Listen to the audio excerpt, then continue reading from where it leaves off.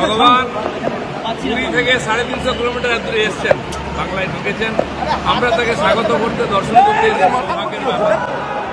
তো আজ এই যে পবিত্র ক্ষণ, যেটা অক্ষয় তৃতীয়ার দিন, সেদিন প্রভুর মন্দির উদ্বোধন হয়েছে। ভারতবর্ষের কোণে কোণে হাজার হাজার মন্দির ছড়িয়ে আছে, হচ্ছে আরো হবে। মানুষের মনের মধ্যে ভক্তির জাগরণ হচ্ছে, মন্দিরও বাড়ছে। ভগবান যাকে যোগ্য মনে করেন তার হাত দিয়ে করিয়ে দেন। তিনি মুখ্যমন্ত্রীর হাত দিয়ে একটা ভালো কাজ করে নিয়েছেন। আমরা ভগবানকে দর্শন করার সুযোগ পেয়েছি, আমি সেই সুযোগটা ছাড়িয়ে নিয়েছি। রাজনৈতিক কথা বলতে আসিনি, আমার বন্ধু পাশে আছে মন্ত্রী। ভগবানের বিরোধিতা কেউ করতে পারে না। কেউ কেউ রামচন্দ্রের বিরোধিতা করেছিল, যে যার ভক্তি অনুযায়ী করবে। ভগবানের সঙ্গে ঝগড়াও নেই, বিরোধিতাও নেই। সরকারের তরফ থেকে এই অনুষ্ঠান হয়েছে। মাননীয় চিফ সেক্রেটারি এবং হেডকোর ভাইস প্রেসিডেন্ট আমাকে আমন্ত্রণ করেছে কার্ড দিয়ে। সরকারের প্রতিনিধি হিসেবে অরূপদা আছে, সে আমাকে স্বাগত করেছে।